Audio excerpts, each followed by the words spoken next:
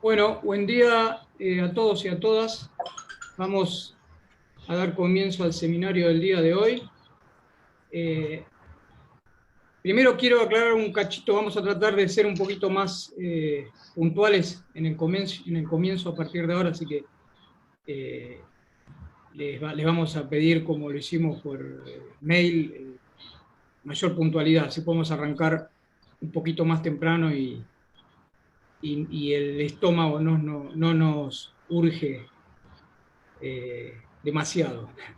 Así que bueno, hoy tenemos el honor de tener al doctor Sergio Nemirovsky, que va a ser el disertante del día.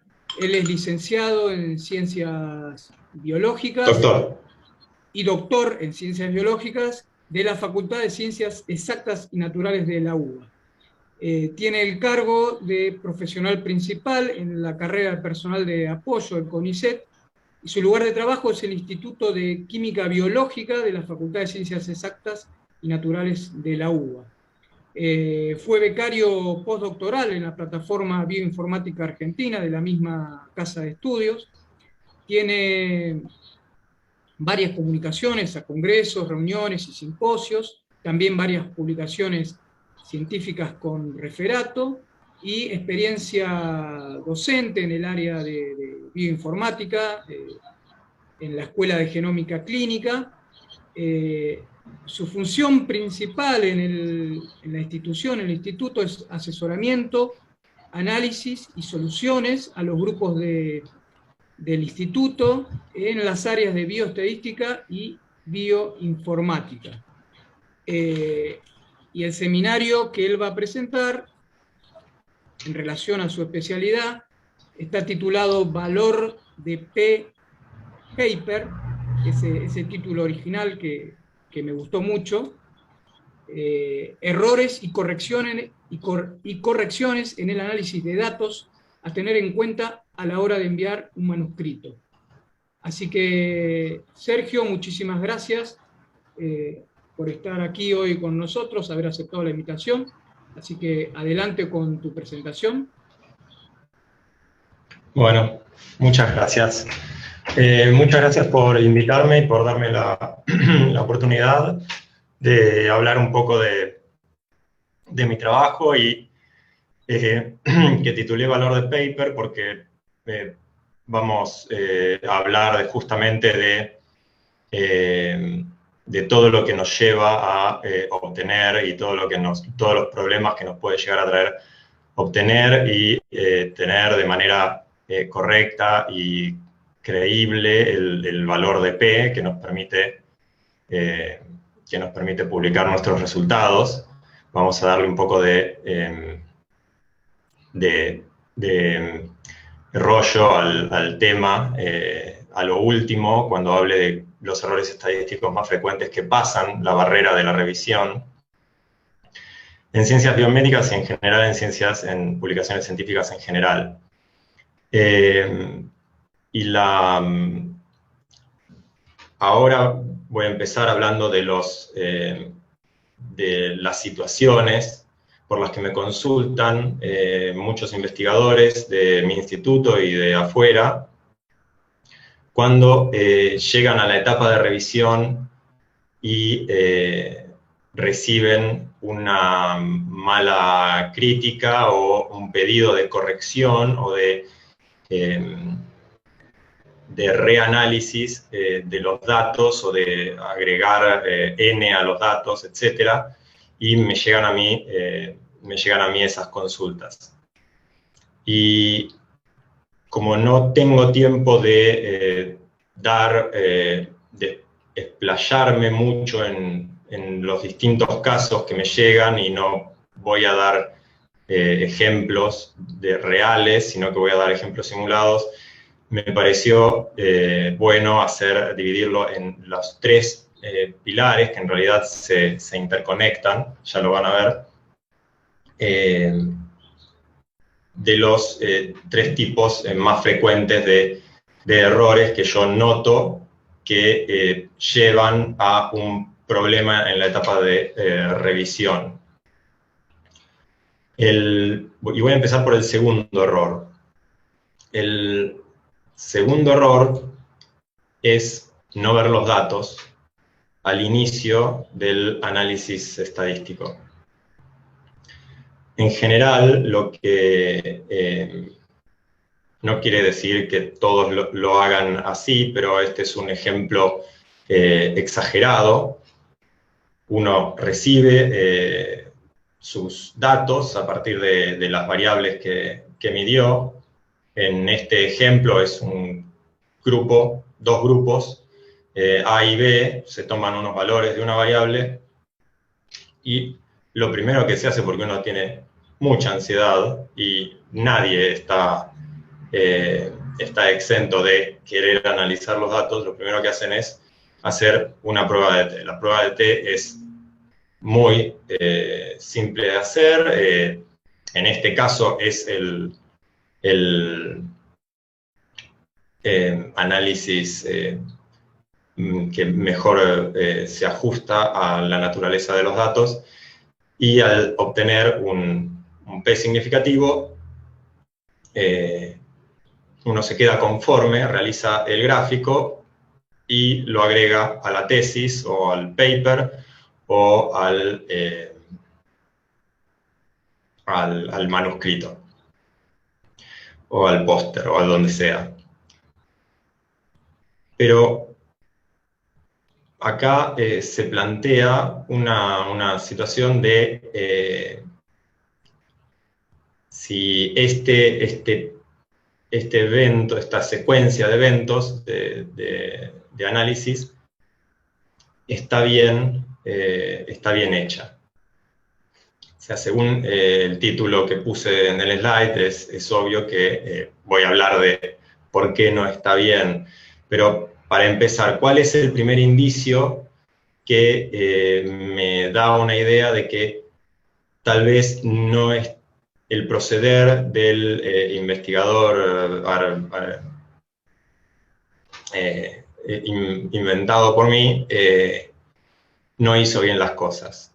Y el primer indicio son que puede detectar un reviewer en la etapa de revisión, es que las barras de error, que son del error estándar, muchas veces se publican los errores estándar,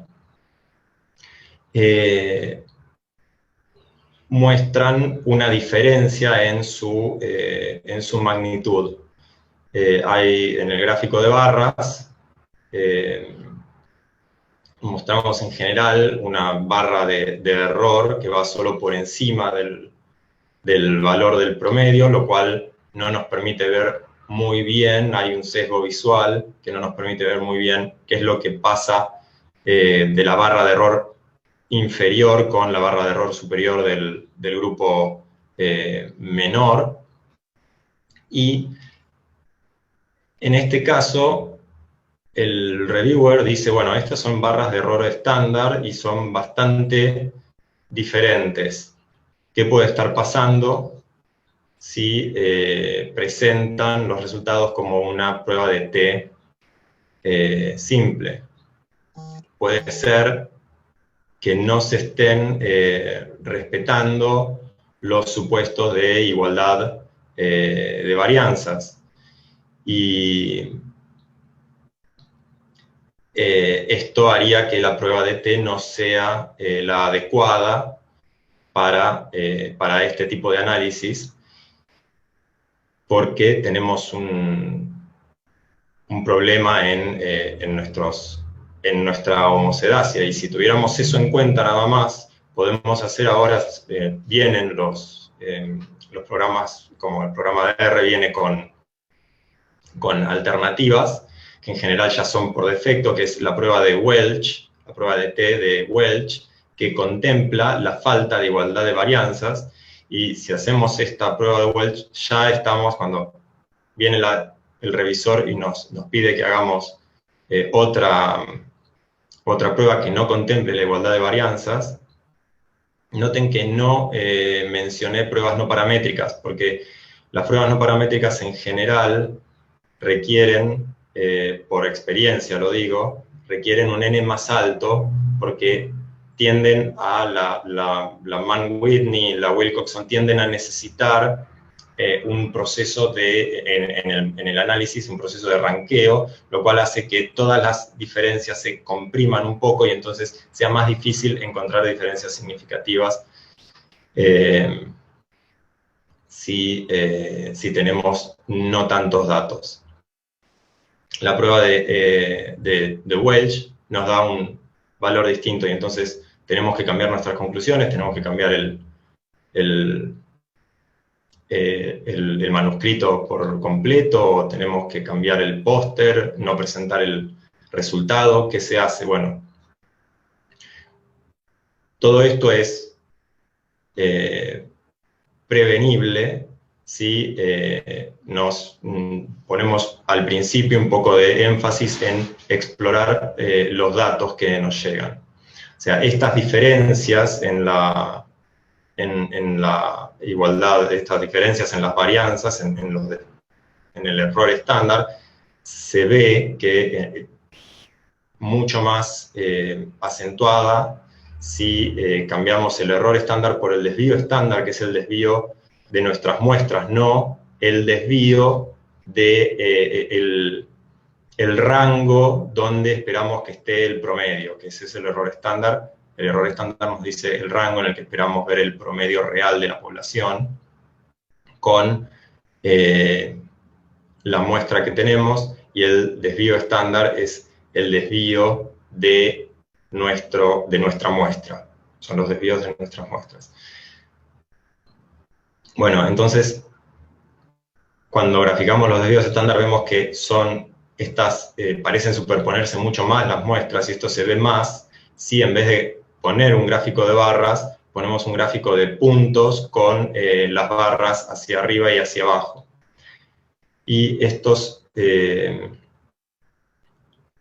queda mucho más claro si graficamos de esta manera, nos es mucho más visual para entender la naturaleza de los datos. Pero todavía hay un problema, y es que estos gráficos, con los desvíos estándar, asumen que nuestros datos se distribuyen de acuerdo a una distribución normal. Y si superponemos los datos crudos, que en este caso son datos que yo simulé, si superponemos los datos crudos al gráfico de promedios y desvíos estándar, vemos que los puntos del grupo A parecen seguir una distribución bastante simétrica alrededor del promedio, con lo cual uno podría suponer que sí son datos que provienen de una distribución normal, pero los datos del grupo B no parecen seguir una distribución muy simétrica, o sea, donde se ve que hay puntos bastante altos, y el promedio no estaría cercano a la mediana, si se entiende. Las barras de error, por lo tanto, que es podrían no estar describiendo bien los datos si nosotros usamos solamente el promedio y el desvío estándar, o el promedio y el error estándar. O sea, por eso hay que conocer bien los datos para poder pensar cómo tratarlos. Y una vez que los vemos graficados en crudo, nos damos cuenta que los datos del grupo B, sobre todo, parecen tener una cola larga hacia valores mayores, mientras que los datos que tienen valores menores parecen dispersarse menos. Tal vez suponemos que hay otras maneras de visualizar los datos que no sean el promedio del desvío estándar, que nos agrega como un sesgo visual, y una manera muy tradicional y muy aconsejable de visualizar los datos es, en lugar de hacer este tipo de datos, poner detrás de los datos crudos un box plot que nos muestra la mediana, nos muestra los cuantiles, más o menos, donde cómo se dispersan los datos, tienen esa forma, se puede ver esa forma bastante más, más alargada hacia valores más altos, sobre todo del grupo B y un poquito del grupo A. Y bueno, nos da un indicio de cómo está distribuida la nube de datos que tenemos. Otro tipo de gráfico que se puede utilizar, un poco más complejo, que no agrega mucho, pero es visualmente descriptivo de nuestros datos, son los violin plot, que nos ayuda a describir bien cómo están distribuidos nuestros datos, y nosotros esperamos ver, los violin plot describen la distribución de probabilidades de nuestros datos, y vemos cómo están alargados ambos grupos, si bien el grupo A está poco alargado, como está alargado el grupo B en la cola, como de la misma manera como habíamos visto con los otros ejemplos. Pero tal vez es una manera de visualizar y de entender un poco, para tratar de entender lo mejor posible los datos. Entonces, ¿qué esperaría verse en el box plot o en el violin plot si los datos fueran normales? Y esperaría ver que las colas de las distribuciones, primero la mediana en el medio y los cuartilos de la misma dimensión, y lo mismo con el violin plot, esperaría ver la pancita en el medio y las colas alargadas hacia los extremos. Y si fueran datos con varianzas iguales, esperaría que las distribuciones, las cajas, sean de la misma medida aproximadamente. En este caso, nosotros vemos que estos datos parecen seguir una distribución exponencial, lo cual es fácilmente normalizable con si los vemos con una escala del eje Y de logarítmica. En ejemplos más complejos, uno podría optar por por modelos generalmente linealizados, o por modelos no lineales directamente, que se ajusten. Uno tiene que tener un indicio de cuál es la distribución que siguen sus datos. Por ejemplo, si son categóricos, uno va a optar por una Poisson, y si no se ajusta a la Poisson, uno va a optar por una binomial negativa, que es una Poisson con un parámetro de dispersión que permite el buen ajuste de los datos categóricos a una distribución que no es Poisson. Igual, si uno tiene una Poisson de promedios muy altos, en general tiende a la distribución normal. Pero bueno, en caso que tenemos distribuciones asimétricas, como en este caso, es un poco más complejo. En este caso tenemos la suerte de que transformando los datos por el logaritmo, podemos ver que se hacen mucho más simétricas y similares las distribuciones del grupo A y del grupo B. Si graficamos, si volvemos al gráfico inicial del promedio y de los desvíos estándar, podemos ver que el promedio parece estacionarse más o menos a la mitad de las distribuciones, y los desvíos estándar son semejantes entre ambos grupos. Así que con los datos así tratados, sí podemos realizar una prueba de T sin tener desconfianza de si no estamos teniendo en cuenta alguno de los supuestos de normalidad o de igualdad de varianzas. Entonces hacemos una prueba de T y vemos que no solo da significativo, sino que el valor de P es hasta mejor de lo que sería, de lo que era antes.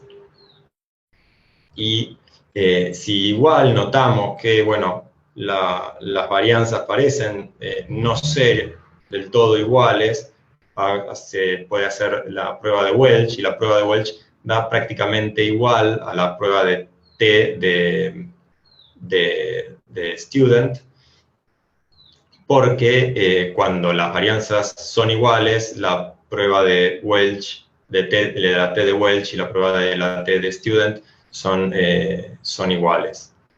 Ahora, para presentar los datos en el paper, uno no sería muy descriptivo graficar los datos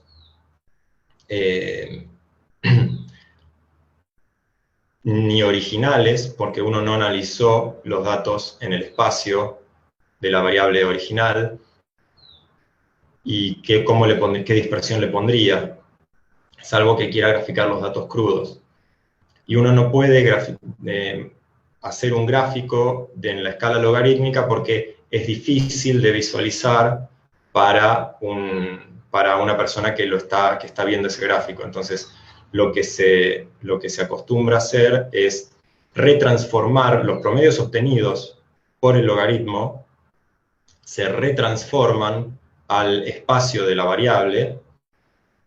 En este caso se hace una exponencial, y los errores estándar que describen dónde se estima que está ese promedio se pueden retransformar también, de manera que tenemos, si se pueden notar, errores estándar que son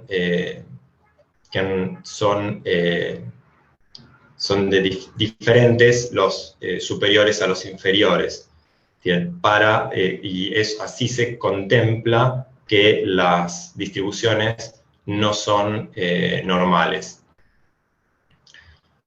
Y también se podría mostrar un boxplot, también se podría mostrar este gráfico con los puntos superpuestos, los puntos crudos, y con esto quedaría mucho mejor presentado el resultado, y el reviewer no tendría muchas críticas para hacernos al respecto. Entonces este es solo un ejemplo, y es muy breve, de cómo se puede mejorar la calidad del análisis si uno explora los datos y busca la mejor manera de ajustar el mejor modelo para ajustar sus datos, que en este caso fue muy, muy simple.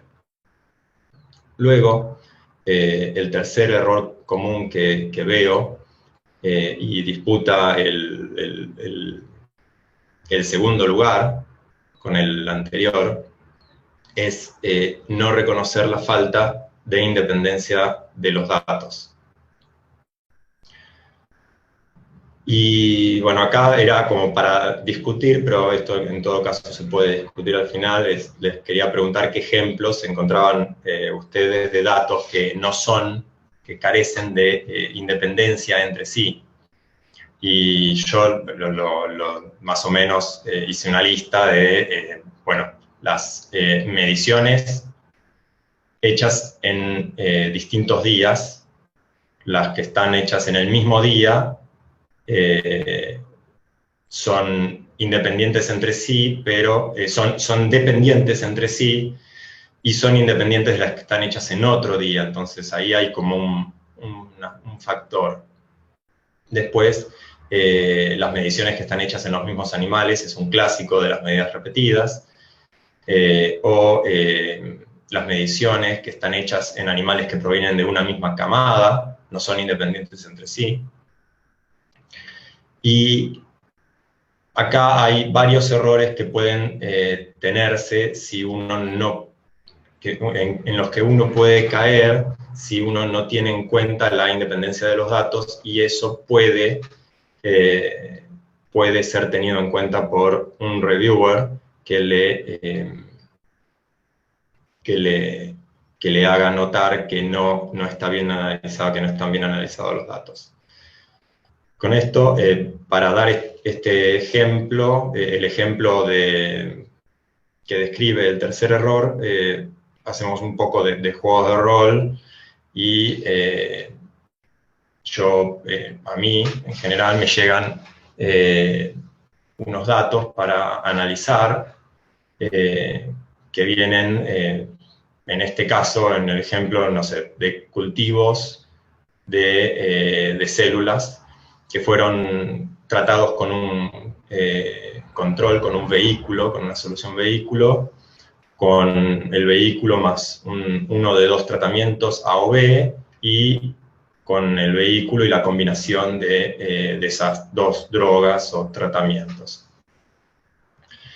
Y en principio este modelo es muy simple, los datos no se ven muy bien, pero son los datos que hay, y cuando a mí me llegan estos datos, yo no puedo hacer nuevos datos, salvo que me agreguen datos. Yo no puedo hacer nada más que trabajar con los datos que me llegan.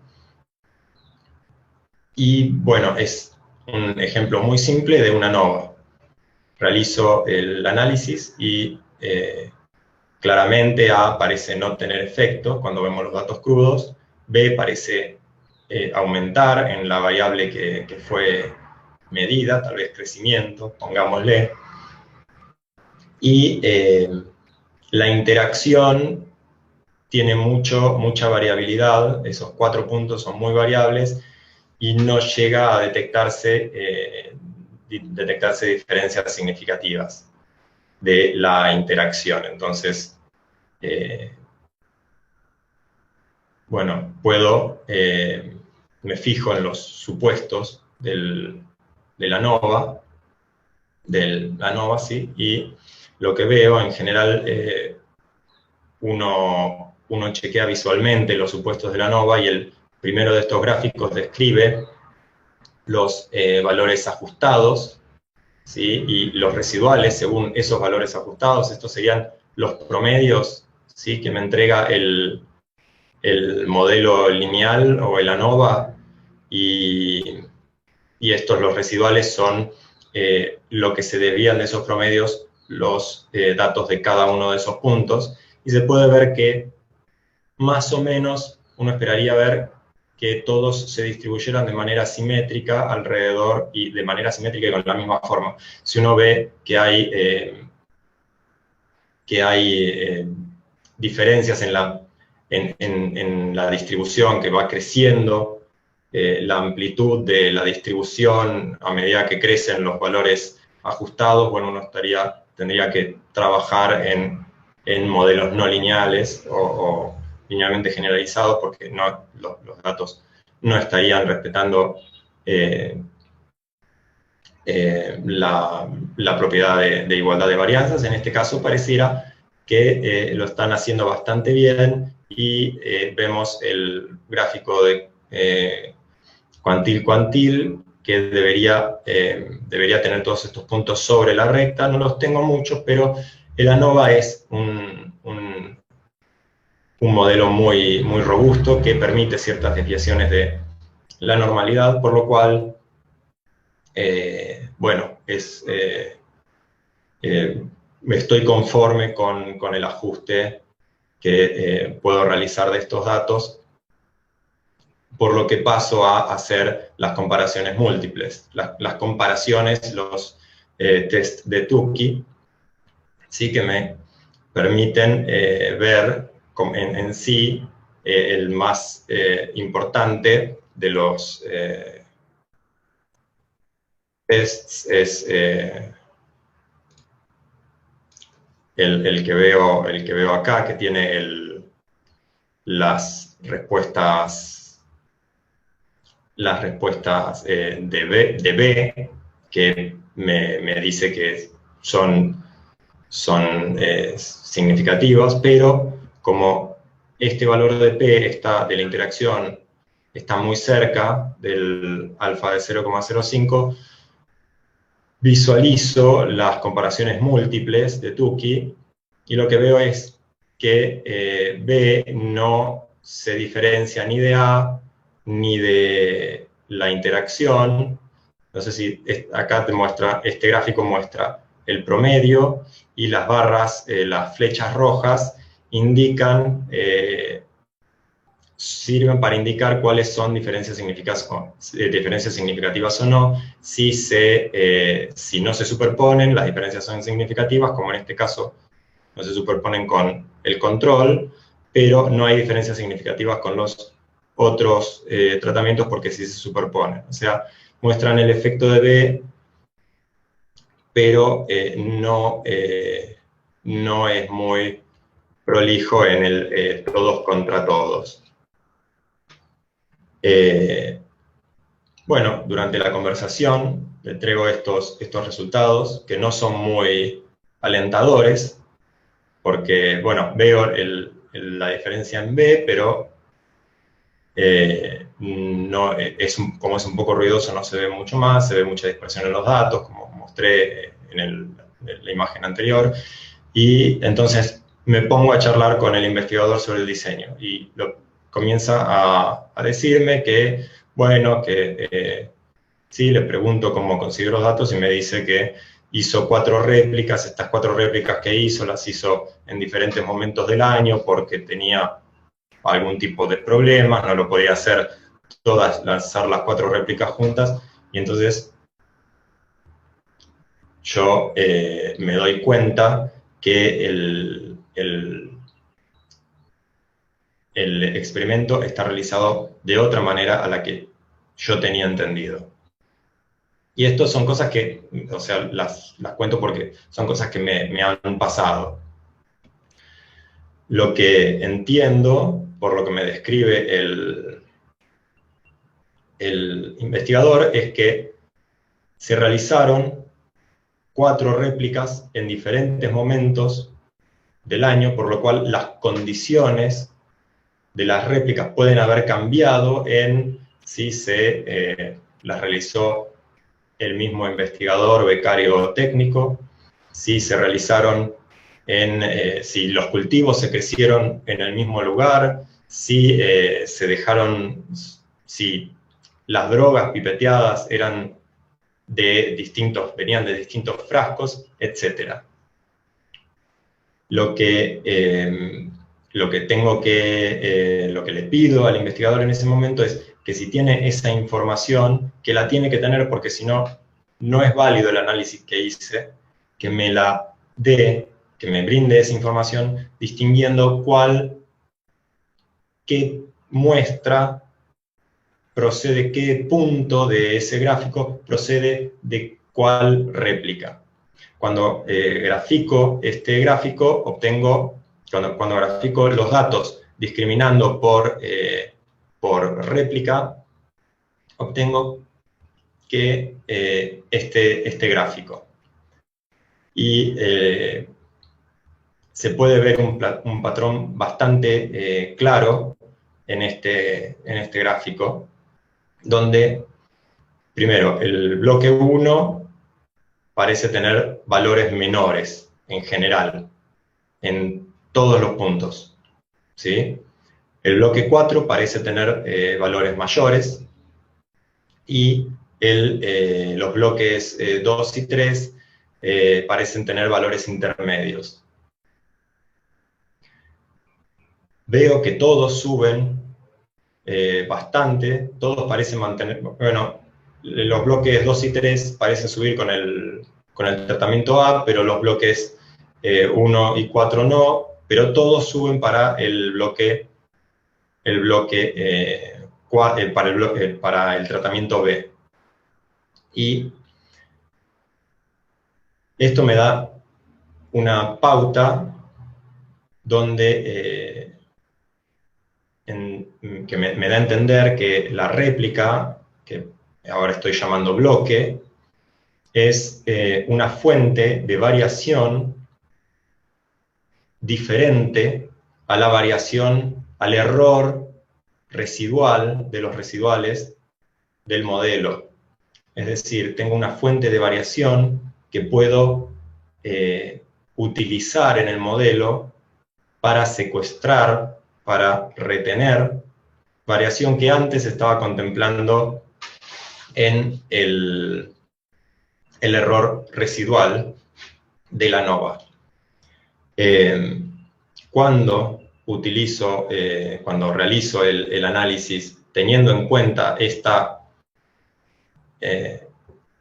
variación, que básicamente lo que es un cambio en los valores, la ordenada al origen, si se me entiende la expresión, es un cambio en la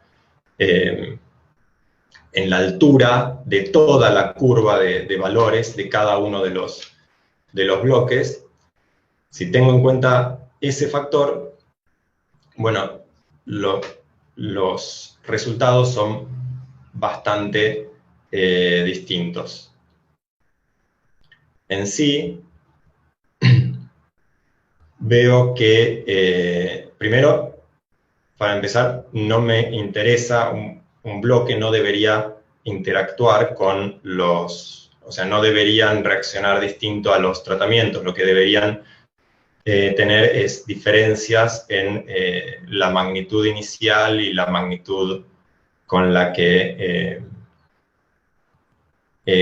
comienzan, pero las variaciones deberían ser similares. Hay otros modelos mucho más complejos donde también se tiene en cuenta que pueden llegar a tener pendientes distintas, además de, o sea, grados de variación distintos por tratamiento, además de una ordenada al origen distinta. Y bueno, veo entonces que en este caso la interacción sí es altamente significativa y bueno, veo también que es el efecto bloque, agregándolo al modelo, me limpia mucho, me limpia el análisis. Y esto, como lo mencioné antes, se logra porque el valor residual del ANOVA original estaba incluyendo la variabilidad de las distintas réplicas que ahora se secuestra esa variabilidad en el factor bloque, por lo cual lo que se apartan los residuales de los promedios estimados es mucho menos y me permite que ese ratio, esa tasa entre este valor de suma de cuadrados de la interacción y este residual haga que proporcionalmente el efecto de la interacción sea mucho mayor a la variabilidad normal y residual de los datos. Cuando con esto, ahora me doy cuenta que tengo una interacción significativa y no puedo hacer la comparación de los tratamientos por separado, sino que tengo que analizar o hacer comparaciones múltiples de Tukey, de todos contra todos.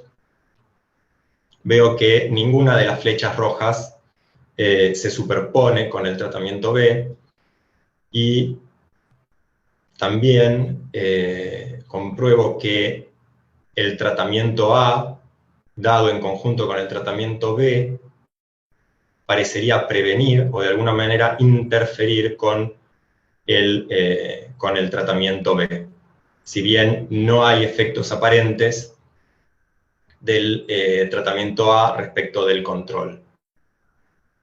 Entonces, la falta de independencia puede ser mucho más compleja en sí, como les había dicho, y se pueden, en general, me pasa mucho que tengo que utilizar lo que se conoce como modelos mixtos, pero con este ejemplo, bastante simple, se entiende, creo que queda claro la importancia de reconocer cuando los datos tienen algún factor de variabilidad que no estamos contemplando, que se reconoce como factor aleatorio, porque nosotros no tenemos los niveles determinados de ese factor, por eso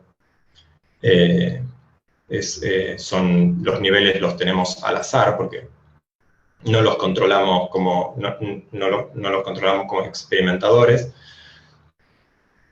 pero sí, si son utilizados, me permiten estimar de manera mucho más precisa los efectos de los tratamientos, de los factores fijos, de los factores que yo sí estoy tratando de investigar. Bueno, y habiendo dado el tercer error, paso ahora sí a hablar del primer error en grado de importancia para mi gusto, que no se tiene en cuenta a la hora de presentar un manuscrito, y en realidad es que no se tiene en cuenta a la hora de hacer el diseño del experimento, y es justamente no incluir el análisis estadístico al diseño del experimento. Perdón.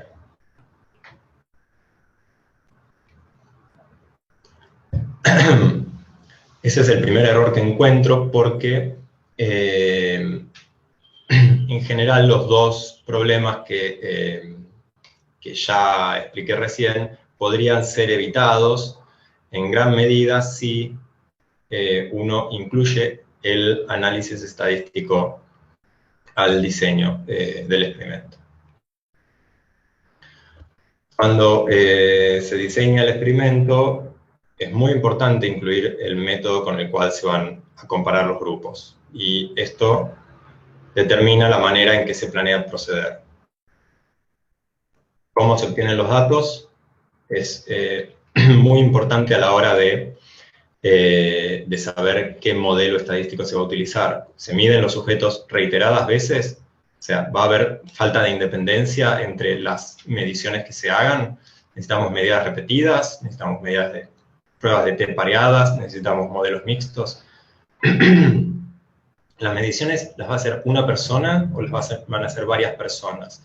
Eso también puede agregar un factor aleatorio por el cual se usan modelos mixtos o un factor de anidado. Después, ¿cuál es la naturaleza de los datos? ¿Son categóricos? O sea, tengo que usar una distribución de Poisson o de binomial negativa. Tengo, que es lo que me ayuda a prevenir qué es lo que voy a esperar. ¿Son datos numéricos? ¿Son datos continuos? No pueden ser menores de 0, son datos de proporciones. ¿Cómo se planea? ¿Cuál es la naturaleza de esos datos? ¿Y cuál es la naturaleza de los factores? ¿Son factores categóricos? ¿Necesito una nova normal? ¿Son factores numéricos? ¿Necesito un modelo lineal, una regresión lineal? ¿Todos los factores son fijos o tengo factores que tienen niveles aleatorios? O sea, región, investigador, distintos factores que pueden estar, que pueden ser de distinta naturaleza. ¿Y cuáles son los parámetros esperados? Eso es importante y eso se conoce con una prueba piloto. Se puede conocer también con simulaciones a partir de lo que uno espera obtener y a partir de lo que uno lee en la bibliografía respecto de los controles y de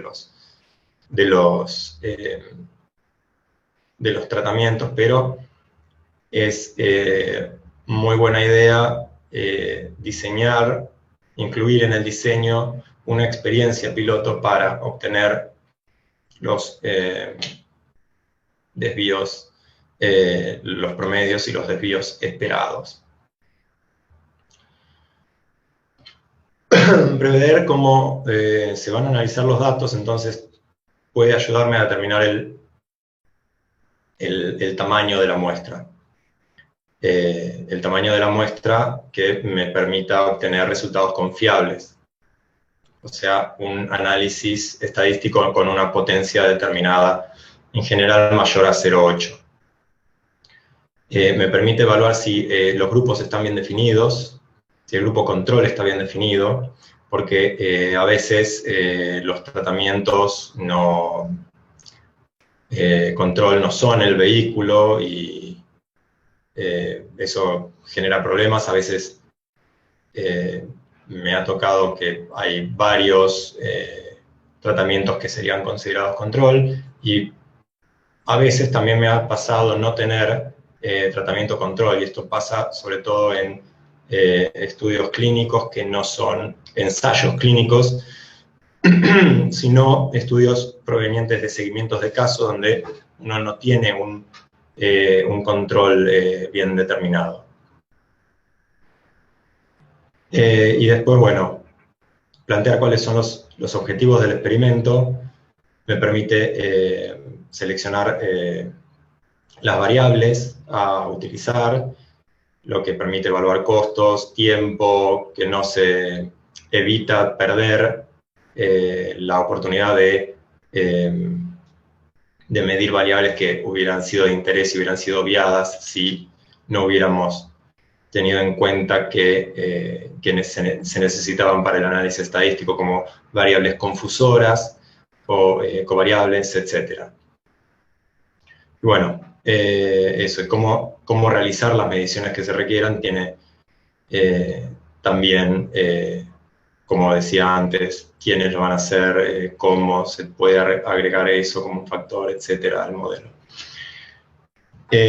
Como para dar un pantallazo de la importancia de determinar el tamaño de la muestra en el caso del diseño del experimento, hice un modelado de una simulación de datos muestreados al azar a partir de una distribución normal con un desvío estándar de 30 y una media de 100.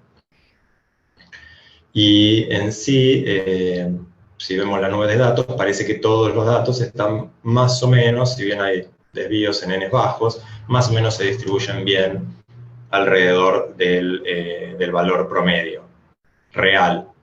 En sí, en este caso, tenemos la suerte de conocer la población real.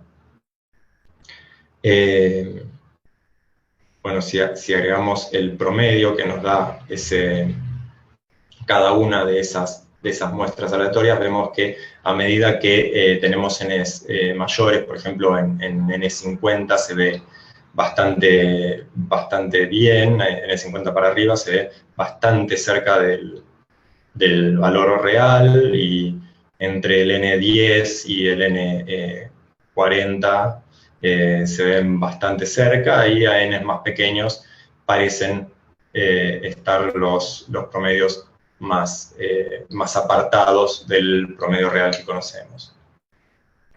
Si nosotros sabemos que esto es porque son datos simulados, sabemos que es una distribución normal, entonces superponemos los errores estándar y vemos que, bueno, varían, algunos más chicos, algunos más grandes. Sí se ven diferencias en los desvíos estándar estimados a n bajos, y se ven que son más parejos a desvíos a n más altos. Y esto tiene que ver con la aleatoriedad con la que fue determinada la muestra. En este caso, para que recuerden para cuando hable en un ratito, la población, la muestra de N20 tiene un dato ahí muy por debajo, y la muestra de N40 tiene un dato muy por encima. En este caso yo sé que todos los datos proceden de una distribución determinada, pero en una investigación, en una recopilación de datos, uno no tiene eso en cuenta y puede estar pensando que esos son outliers. Y después vamos a hablar un poquito más del tema. Bueno, si yo repito, me pongo a ver qué pasa con muestras repetidas muestras de esa población de n igual a 5, y veo que hay mucha variabilidad. Si esa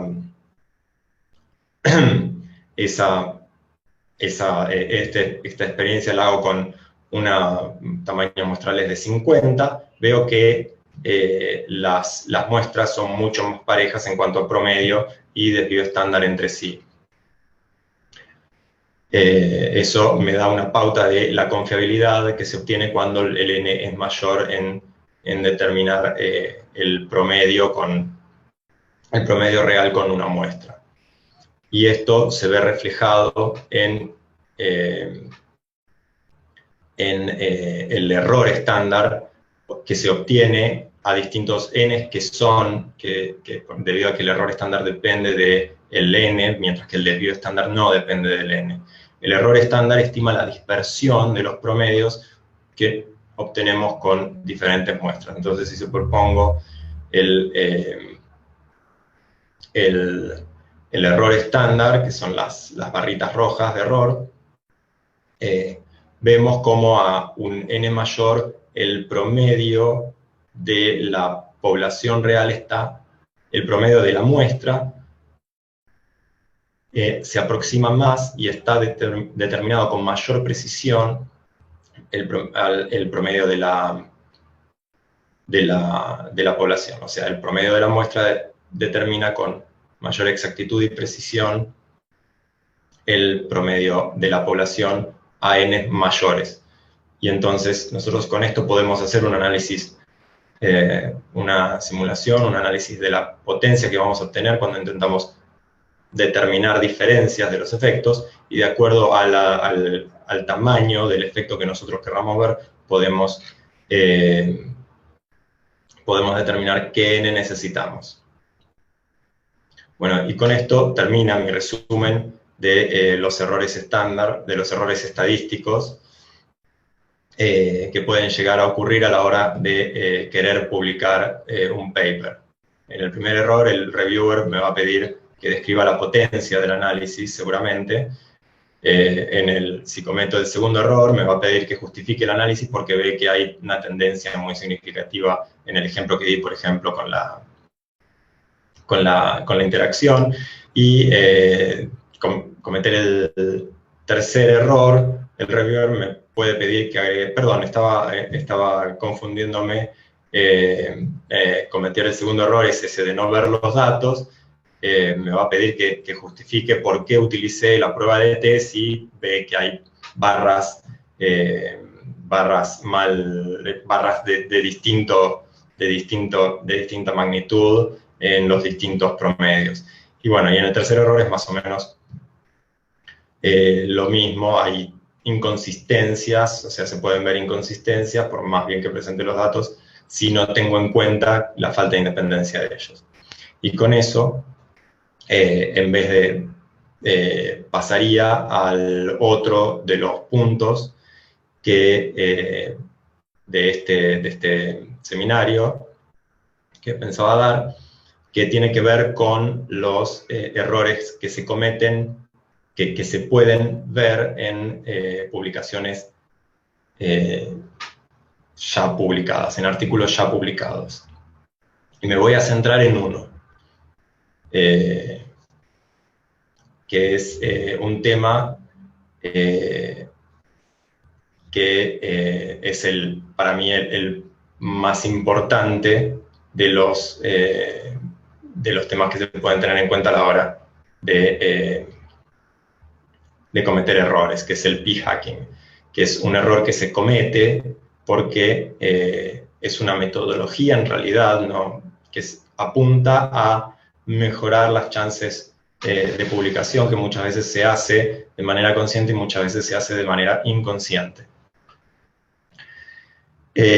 Otros errores que se pueden cometer y que llegan a ser publicados, y hay publicaciones que los observan, son errores en los estadísticos F, los T y los valores de P reportados, pero no voy a entrar en mucho más, quiero dedicarme a este que me parece que es el error primordial. Y para describir este error voy a enunciar ciertas máximas del p-hacking que saco de la publicación de Head y colaboradores, The Extent and Consequences of P-Hacking in Science, y ciertas experiencias mías, porque me imagino que todos nos vamos a ver un poco, vamos a notar que hay cosas que hicimos o estuvimos considerando hacer a la hora de publicar. La primera máxima es que el valor de P es todopoderoso. Nadie quiere un P grande. El tamaño importa, la presión a publicar es grande, y los P no significativos, o sea, los P mayores al 0,05 no sirven. En general, esto lleva a que se suspendan experimentos hasta no se terminen de hacer, para no disponer de recursos en resultados que no van a ser publicados, etc. La segunda es: el valor de P necesita de nuestra ayuda. Eso quiere decir, si ese punto no estuviese ahí, mi valor de P sería significativo. Una de las cosas que me pasan a mí, aparte, es que los que dicen p-value, no me gusta que lo digan, me gusta que digan valor de P. El p-valor no está bien traducido. Digan valor de P o p-value y no digan p-valor, por favor. Bueno, el valor de P, uno tiende a pensar que cuando hay un punto que evita que los resultados den un valor de P menor a 0,05, la tentación está en sacar ese punto. O sea, la frase es la frase que uno se plantea internamente es: el efecto del tratamiento es claro, es muy visible, y ese punto tiene que haber resultado de un error metodológico que no registramos. Y entonces con eso nos evitamos la culpa, sacamos el punto, nos da un P significativo y podemos publicar los resultados.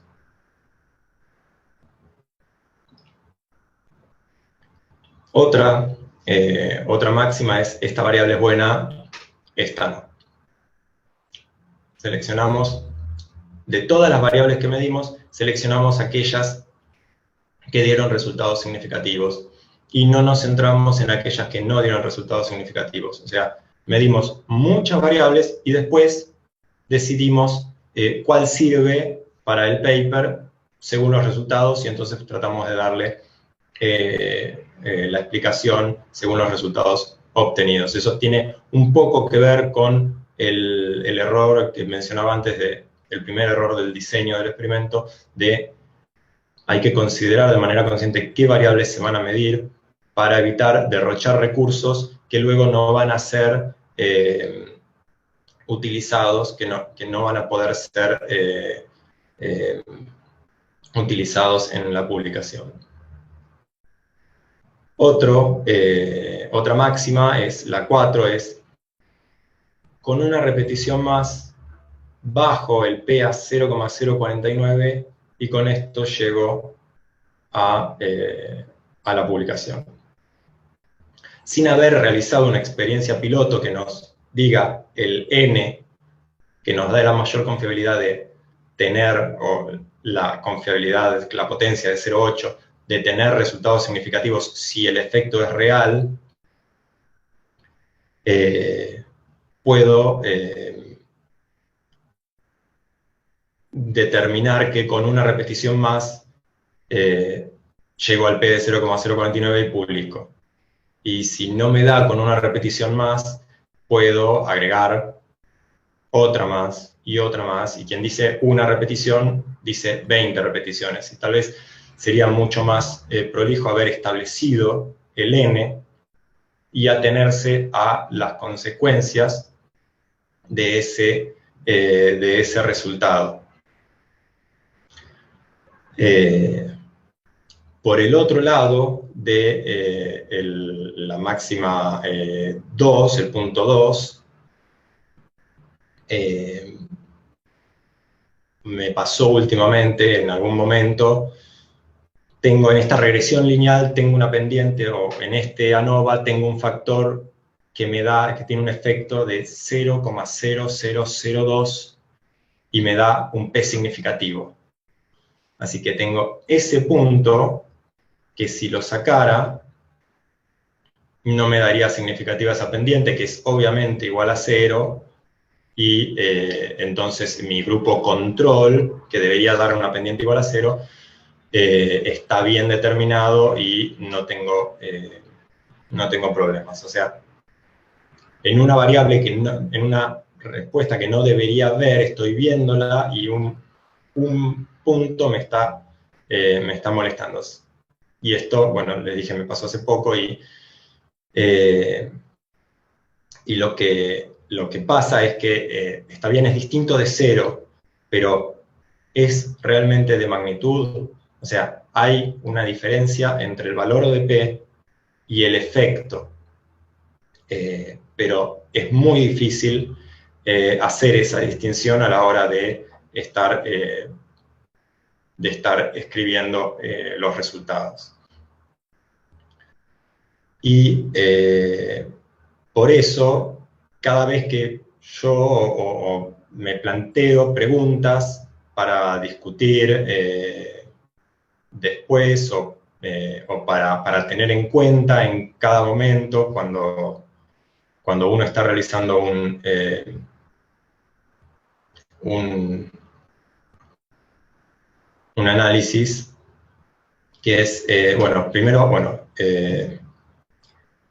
esta última tiene que ver con eso que decía antes, después me fijo el tamaño. Primero quiero ver si el P me da significativo, después me fijo cuánto me dio, como en el ejemplo del segundo error que dije al principio de todo.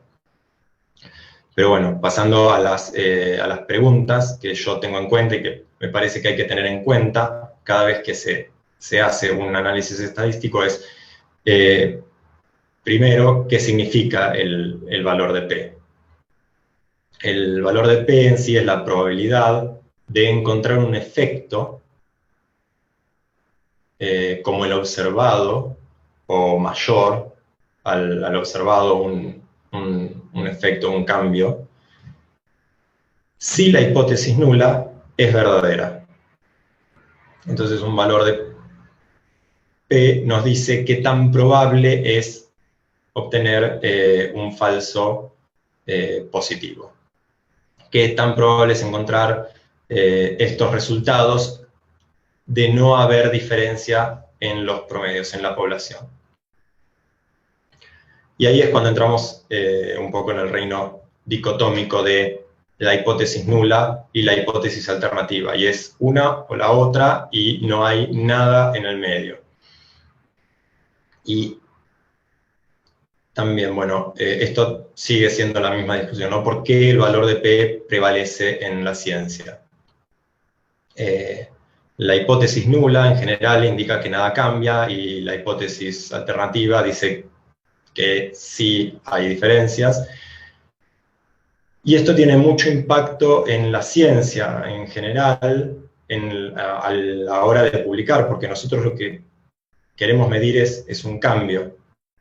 Lo que se publica en general son los cambios, no la falta de cambio, y este cambio tiene que ser significativo. No podemos decir más o menos crece tanto si no podemos asegurarnos que ese cambio es real o significativo. Y esta palabra de significancia la podemos utilizar cuando nuestro valor de P traspasa un umbral. ¿Y cuál es el umbral por el cual determinamos que la hipótesis nula no es verdadera? Ese umbral es el alfa de 0,05, que fue determinado una vez por Fisher cuando dijo que un experimento de manera criteriosa podía considerarse que las diferencias eran que la probabilidad del error, de cometer un error de tipo 1, que era el estar rechazando la hipótesis nula cuando la hipótesis nula era verdadera, era de 1 en 20. Entonces, ese 0,05 es un falso positivo en 20 ensayos o experimentos. ¿Y por qué? Bueno, es criterioso, no es algo que se obtiene como algo comúnmente aceptado. Y la pregunta más difícil de todas las que me hago para evitar caer en cuestiones en dificultades éticas a la hora de analizar los datos es cómo podemos cambiar nuestra visión al respecto de este mundo dicotómico de hipótesis nula, hipótesis alternativa, valor de P por debajo de 0,05 o significativo, no significativo. Bueno, es muy difícil para mí personalmente no caer siempre en la palabra significativo. Puedo decir de magnitud, pero de magnitud no me está indicando que estoy refiriéndome a ese criterio de un ensayo en 20. De 1 en 20 chances de cometer el error de tipo 1. Bueno, hay cada vez mayor prevalencia en no reportar los valores de P, o hay paquetes de análisis de datos que no reportan valores de P, pero por supuesto hay otros paquetes de análisis de datos que modifican esos paquetes que no los reportan para obtener un valor de P con ciertas distinciones, etc. Y bueno, y con esto más o menos describí qué es el p-hacking y qué cosas tener en cuenta respecto del valor de P para tratar de no ser consciente de cuándo está cayendo o no en esta metodología que está muy presente en la ciencia, como lo describen en la publicación de Head et al., que voy a pasar a describir rápidamente lo que hicieron. Y lo que hicieron es, primero,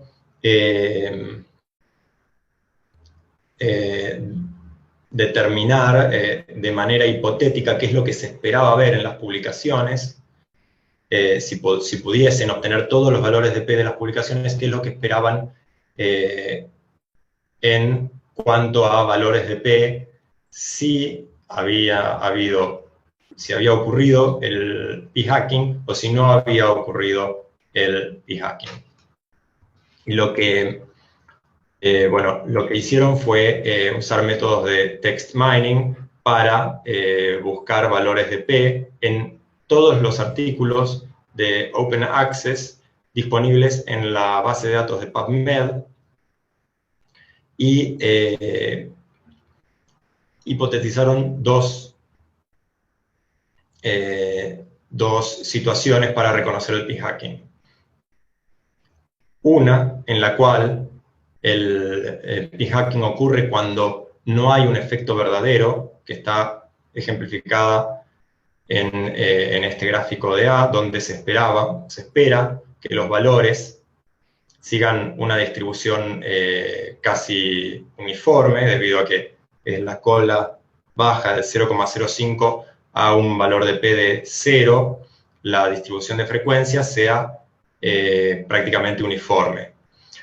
Si en el caso de que hubiera p-hacking para favorecer el reporte de valores de P significativos, donde no se supone que debería haber efectos, uno vería un aumento en la frecuencia de los valores de P más cercanos al alfa de 0,05.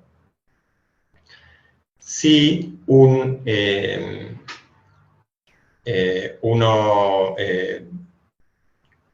graficara la distribución de frecuencias de los valores de P en experimentos o en ensayos donde si el efecto es verdadero, uno debería ver una distribución de frecuencias de los valores de P como se ve en el gráfico B, mayor a valores de P más pequeños, más cercanos a 0, y menor a valores de P cercanos al alfa de 0,05. Sí, una evidencia de p-hacking en este caso sería también encontrar una distribución mayor en la cantidad de valores de P cercanos al límite de 0,05.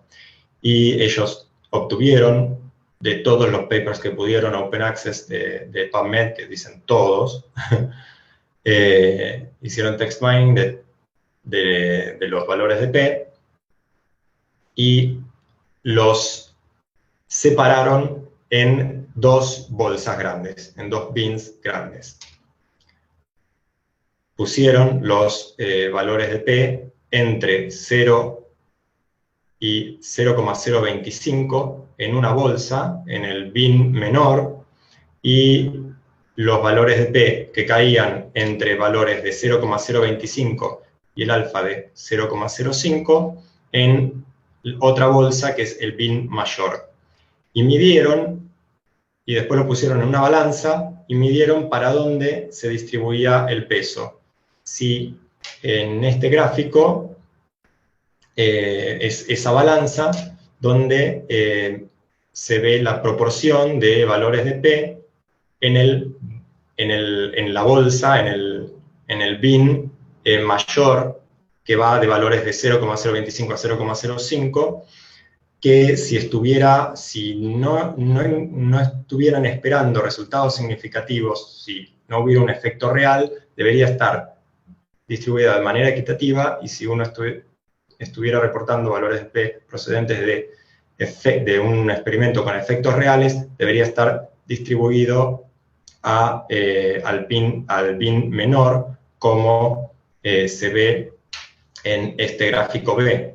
O sea, uno esperaría que la proporción de valores de P en el bin menor, que va de acá, en el bin mayor, que va de acá para acá, fuera menor, hubiera menos frecuencia de valores de P en este, lo cual haría que, si esta es la mitad del peso, uno estaría esperando que estuviera así balanceada para el otro lado la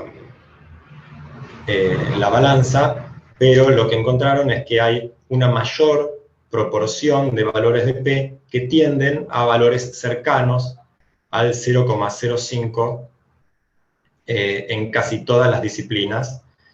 Y en ingeniería, bueno, se ve un poquito mejor, pero los intervalos de confianza no ayudan. Y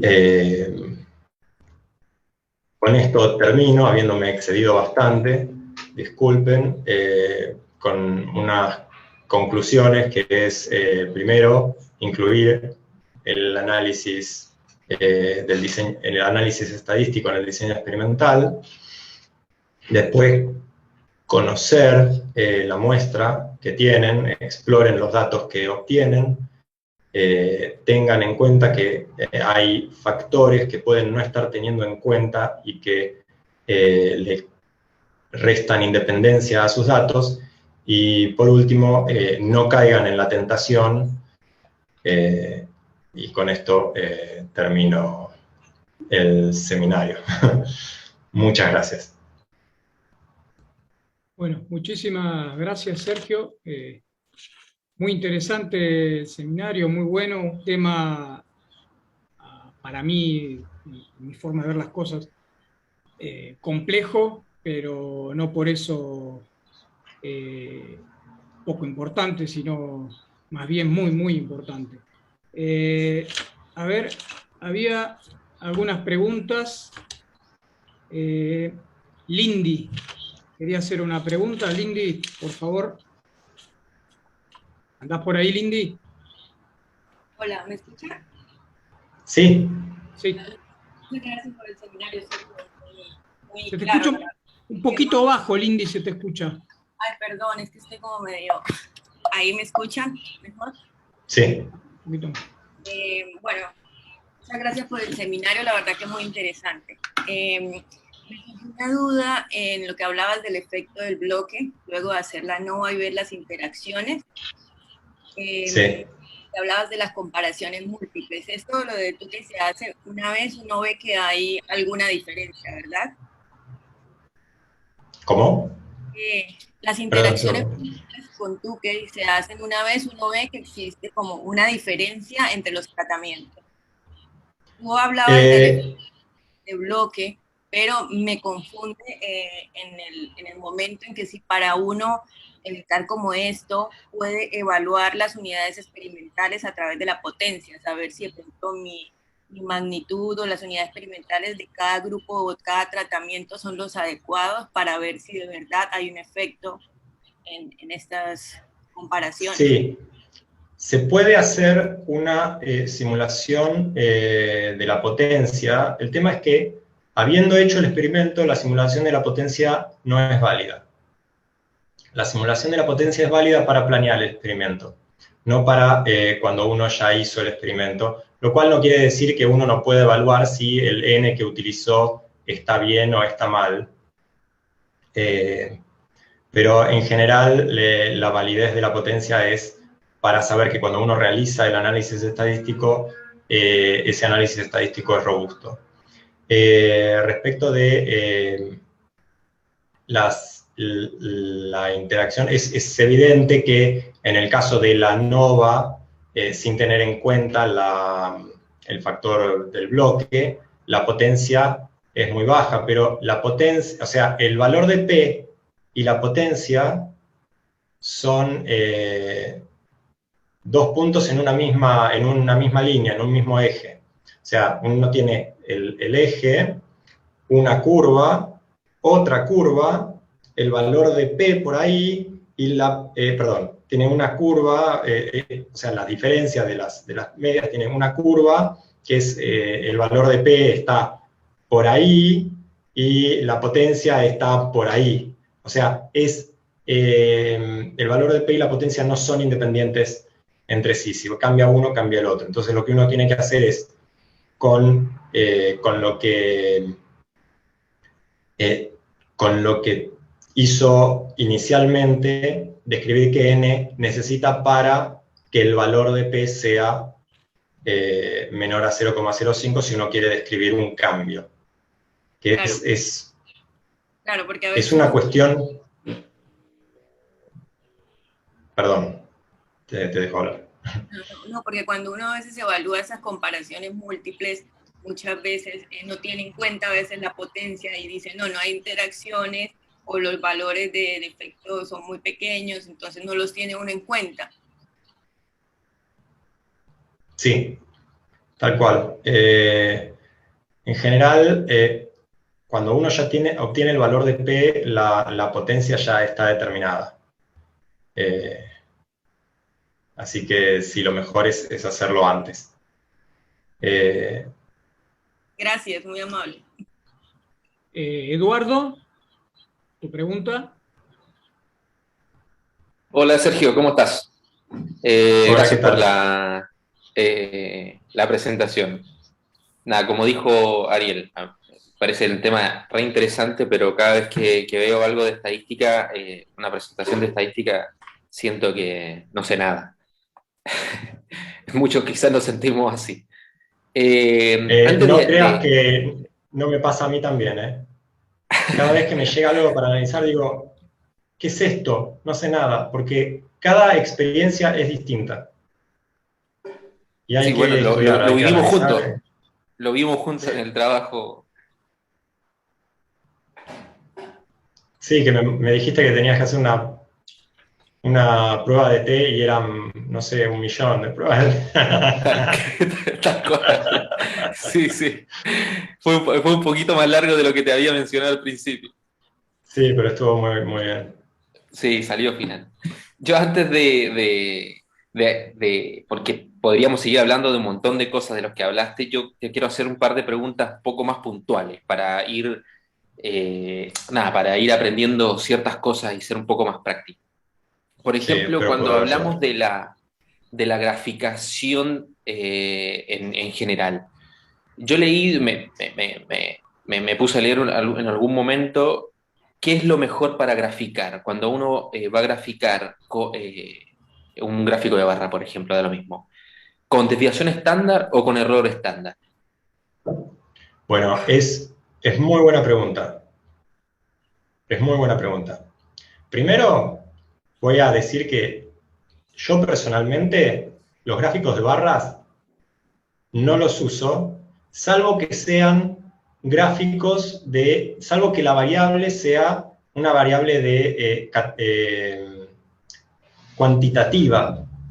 O sea, salvo que sea una variable de cuentas de cantidad. Un valor. Si es una variable numérica continua, trato de usar puntos o símbolos, como las barritas esas que ponía, algún tipo de símbolo que me permita graficar y que quede lindo la dispersión para ambos lados.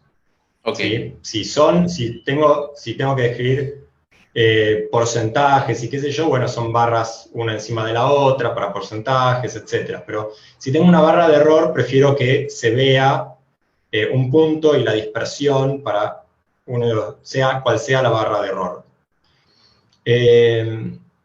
Después, si los datos son independientes entre un punto y el otro, los puntos van separados. Si los datos son dependientes, si es la misma camada que mido o eso, entonces hay que unir esos puntos por líneas en los distintos tratamientos. Para mí tiene que haber una línea. Es para mí muy claro ver los datos con un boxplot, si bien no es lo más... me parece lo más utilizado, yo lo encuentro como da una muy buena idea de cómo se distribuyen los datos de nuestra muestra. Ahora, si uno utiliza un modelo complejo, y yo en eso empecé cuando mostraba esos gráficos de barra, estaba hablando de, bueno, mostramos el error estándar, y tal vez estaría mejor mostrar el desvío estándar, porque estamos mostrando nuestra muestra. No estamos comparando la población en sí, en realidad estamos comparando medias, pero a partir de nuestra muestra. Ahora, cuando hacemos algún tipo de transformación de datos, ya sea porque usamos un modelo mixto, donde tenemos un montón de factores distintos, etcétera, donde no podemos trasladar los resultados de los promedios, como en el caso del logaritmo, que tenemos que transformar, y no podemos mostrar ni los datos transformados, que son los que son normales, ni los promedios y los desvíos estándar crudos, porque el desvío estándar no es el utilizado para la prueba de T que usamos. ¿Se entiende? Sí, sí. Nosotros, para la prueba de T, usamos el desvío estándar en el espacio logaritmo. Para reportarlo no podemos mostrar el desvío estándar en el espacio variable. Lo que sí podemos hacer es reportar el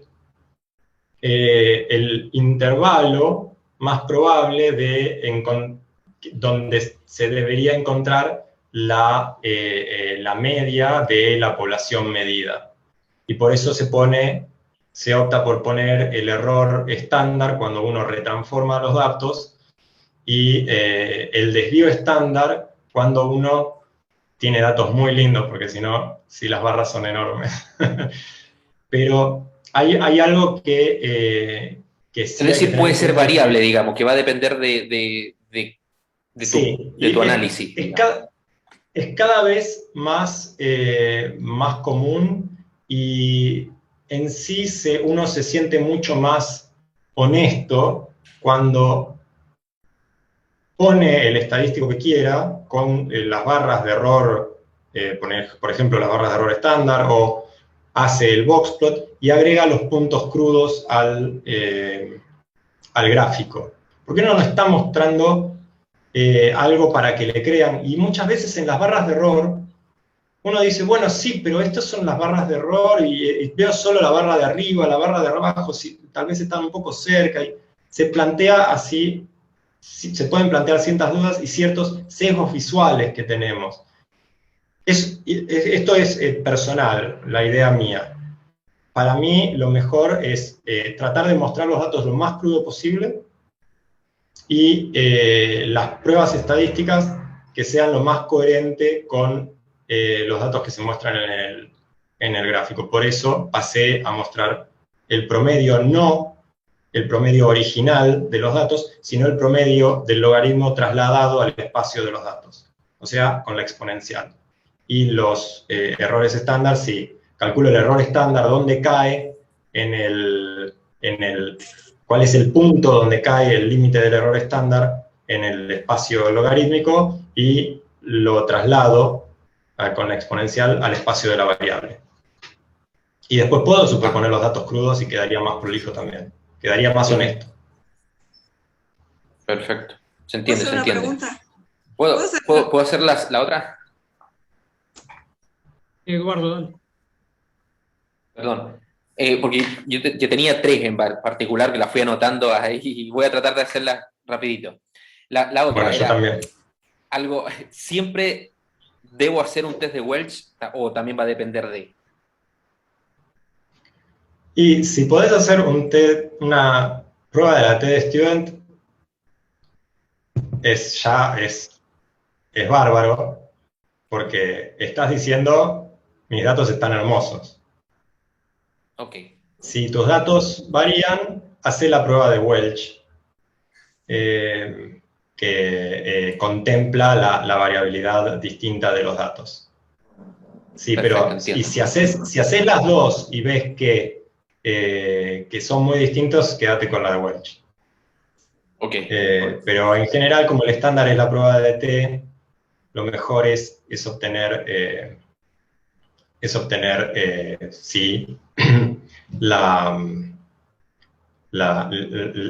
contemplar la diferente variabilidad de los datos, pero tenés que tener en cuenta que los datos tienen que ser normales.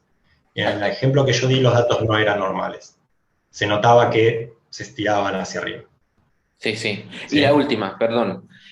Esto no lo mencionaste, pero me acaba de llegar un trabajo que habla, que en realidad yo relate en el dato estadístico sobre los endpoints o los puntos de valorización. Cosa que yo, muy sincero, nunca había escuchado. Sí.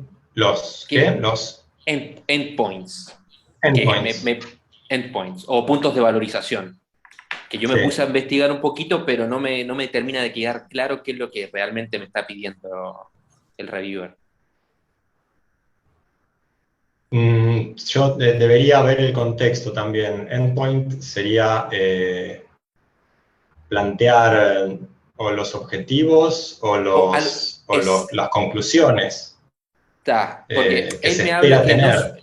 Exactamente, yo creo que es lo mismo, pero no sé si es algo normal o es algo particular de ese reviewer, qué sé yo, no tengo idea. Por eso te lo preguntaba, a lo mejor me No podía se guiar. puede, Yo lo porque entiendo puede así, como me ser estás diciendo tú. en ensayos clínicos, no estoy seguro, pero un endpoint es, paramos el ensayo cuando tenemos este resultado, como pasó con las vacunas. Ok, sí, Abrimos los sobres, pero endpoint sería, sí, objetivos a cumplir, perfecto, está bien. en mi punto de vista, pero puedo estar Sí, sí, sí. equivocándome. No, pero es lo que yo leí también dentro de lo que aproveché Está bien, de aprovecharme de ti. está Muchas bien. gracias, Sergio. Que estés bien, No, de cuídate. nada. Eloísa, tenías una pregunta. Hola, Hola, ¿qué tal? Sí, sí, me tuve que desmutear y me lleva está bien. un delta T. Nada, muy interesante. Yo lo mío era más hacia la última parte del p-hacking y Sí, porque a nosotras nos pasó en el último en el último artículo, yo ya había leído esto de la manía de Fisher y de esta convención de que la P tiene que ser menos que tanto, y ahí como salieron desde el 2018 acá un montón de matemáticos refutando este consenso que vos dijiste. Entonces nosotras, lo que yo hice en el último fue poner P igual.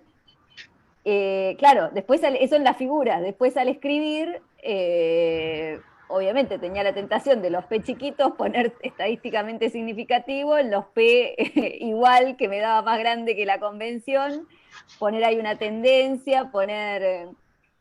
No comentaste mucho. ¿Qué palabras? Sí, necesitamos más palabras. Claro.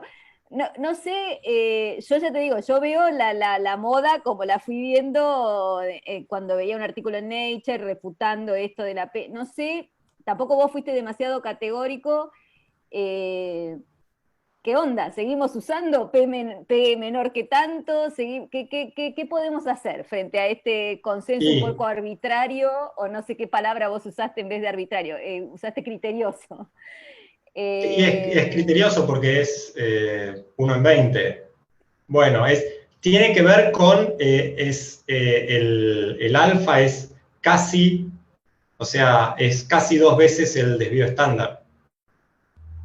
Por eso tiene todo que ver con la distribución normal, 2 veces el desvío estándar. Acá tenemos casi a 2 veces el desvío estándar para cada lado, tenemos el 95% del... Bueno, entonces, sí, 95%, 1 en 20.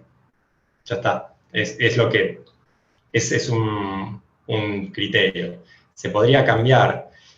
Hay un problema con todo lo que es estadística frecuentista, que es la mayoría de lo que uso, que justamente caemos siempre en la dicotomía, es el alfa todopoderoso. Sí se usan P igual a, antes se usaba P menor a 0,01, P menor a 0,0001, etc. Ahora se tiende a, yo publico todo el tiempo con P igual a, no me fijo en si es menor, mayor, qué sé yo, es P igual a tanto, salvo que esté hablando de varios valores de P a la vez, como cuando hablo en comparaciones múltiples y veo que uno es 0,0002, otro es 0,0001, otro... Bueno, pongo todos P, en todos los casos P menor a tanto. A mí me resulta como muy, que el criterioso depende de lo que vos estés analizando. Tuve un montón de discusiones con esto por Twitter con respecto a este informe que hicieron sobre la apertura de las escuelas. No sé si sabías, hubo un grupo de matemáticos que hicieron un informe, la estadística sí, no del la Instituto hicieron de Cálculo. tal cual, y no pusieron nada de estadística, o pusieron poco. Sí, Entonces sí. la discusión que yo tenía yo era, leí un ponele poco. que te daba una P menor que 0,05. Eso indica, o sea, ¿me entendés? En ese caso, para mí realmente era totalmente, no tenía sentido. Es como obvio que los resultados estaban, no sé, hay cosas que me parecen como que el criterio ese depende mucho de la muestra, de la situación. No me parece criterioso lo del 20%, ¿entendés a lo que voy? Vos lo que decís es que cuando se ven los efectos muy claros, Por ejemplo, o que claro. hay Bueno, a situaciones mí como esta que... el problema es que los efectos muy claros se prestan a interpretación. Entonces vos tenés que demostrar que no estás interpretando los datos de manera personal, con tu sesgo personal. En el caso del informe, yo leí un poco por arriba y no aclaran ni siquiera qué es lo que hacen. O sea, las líneas que ponen, que ajustan los datos, parecen ir de un punto de los datos a otro punto de los datos y no ser regresiones lineales con una pendiente real. Entonces, a mí me cuesta interpretar esos datos que parecen criteriosos también. sea que desde tu experiencia y punto de vista vos seguís apoyando este criterio de P. No, el criterio de P no es el criterio de P, el criterio de alfa. Por ahora es distinto lo que estaba diciendo al criterio de P. O sea, uno cuando ajusta cuando hace una ANOVA o hace una regresión lineal, en general, lo que está haciendo, cuando calcula un promedio, uno lo que está haciendo es utilizar el método de los mínimos cuadrados. Eso lo que quiere decir es que minimiza la dispersión entre todos los puntos para llegar al resultado. Si tenemos una regresión lineal, me va a dar una pendiente, una ordenada al origen y una pendiente que pueden ser o no de magnitud, pero para comprobar que existe y que no es un error de mi muestra, que no es una variabilidad de mi muestra, por ahora estamos utilizando este criterio de alfa de 1 en 20. Si utilizamos un criterio de alfa de 1 en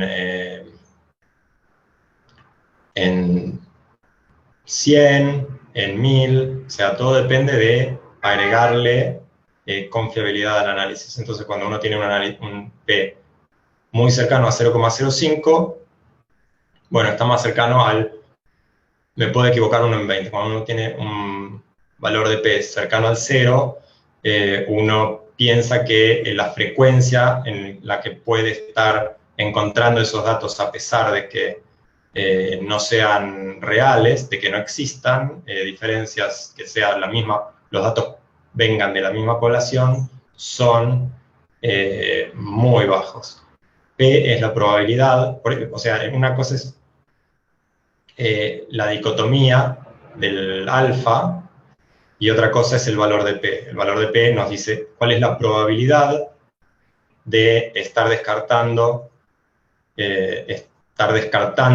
la falta de diferencias cuando faltan diferencias. Si es muy bajo, la probabilidad de estar equivocándonos es muy baja. Es la probabilidad de cometer un error. Bueno. ¿Listo, Eloísa? Sí. ¿Hay alguna Sí. pregunta más? Sí. Yo quiero hacerle una pregunta. Sí. Sergio, ¿puedo? Hola. Sí. Sí.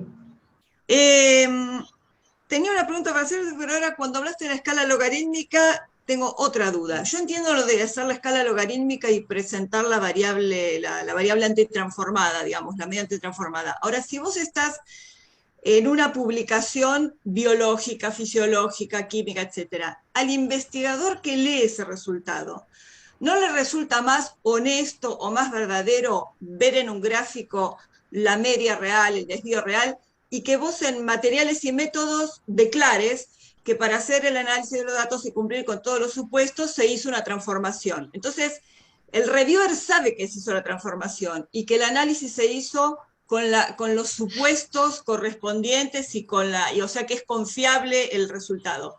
Pero yo, médico, bioquímico, fisiólogo, que veo el resultado, ¿no me resulta mejor ver cómo fue en realidad los datos reales y el resumen, o sea, los estadísticos de resumen de los datos reales? Sí.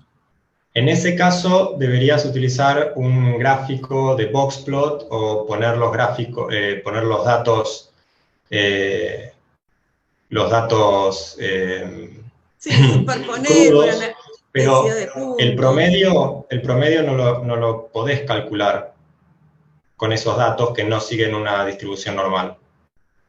Porque el promedio no te está hablando de la prueba estadística que hiciste. El promedio que te está hablando de la prueba estadística que hiciste está en el espacio del logaritmo. Entonces tenés que mostrar el promedio del logaritmo pasado al espacio de tu variable con la exponencial en este caso. Sí. Y lo mismo con la dispersión. ¿Cómo mostrar la dispersión? Por eso solucionás todo con un boxplot. Sí. Claro, superpuesto a tu densidad de puntos, por ejemplo. Si querés, podés poner tu densidad de puntos, y si es muy ruidoso, no.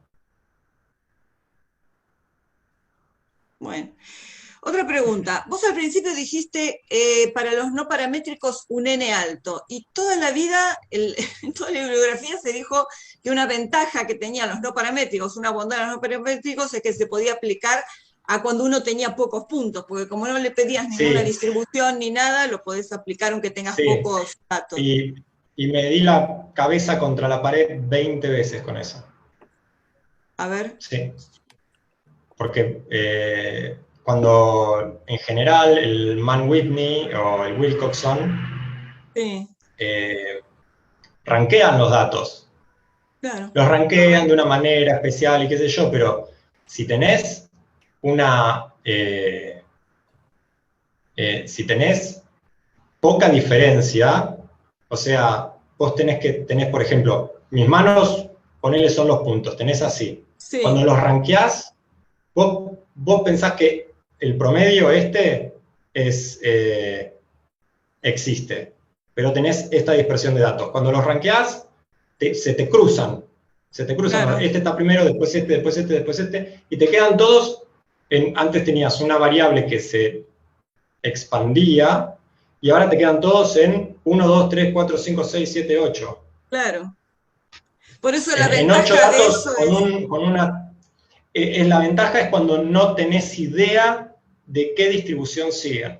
Cuando vos no tenés idea de qué distribución siguen tus cosas, que se van para todas partes, pero tenés que tener suficientes, porque si no, no vas a ver diferencias significativas.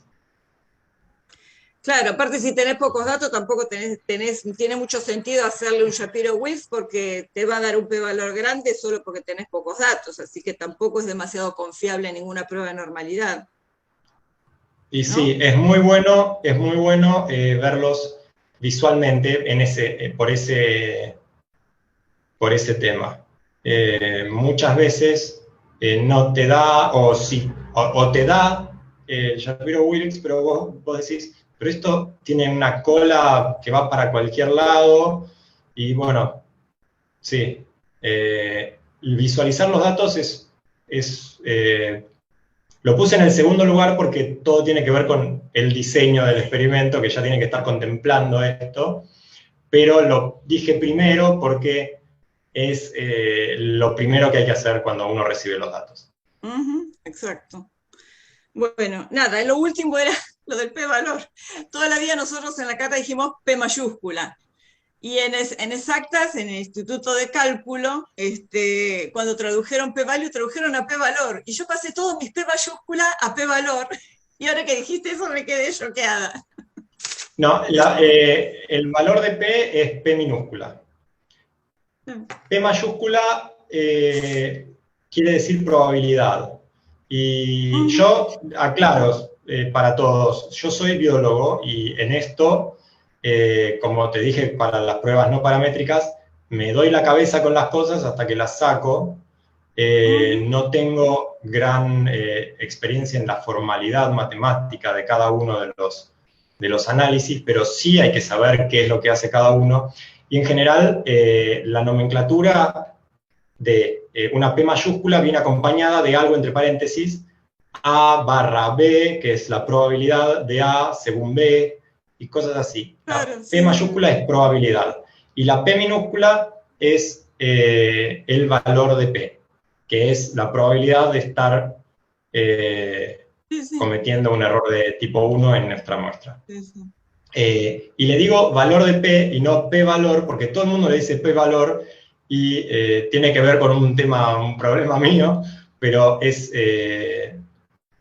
P-value, es el valor P. O le podemos decir valor P, o le decimos valor de P, o directamente le podemos decir el P. Pero P-valor no me gusta. Todos los referentes de Exacta, Diana Kelmansky, Marta García Ben, todos los próceres de Exacta le decían P-valor, entonces tuve que cambiar nomenclatura a P-valor y ahora me derribás todos los mitos. No, decirle P y listo. Para mí. Y cada vez que me lo discutan lo voy a volver a decir. Bueno. Es una cuestión mía. O sea, dicen p-valor y yo lo entiendo, pero es valor p. O valor dp, como le decía en biometría 1 y 2. Bueno, muy bien, gracias. Bueno, Sergio, muchísimas gracias por el seminario. La verdad que es un tema que da para más.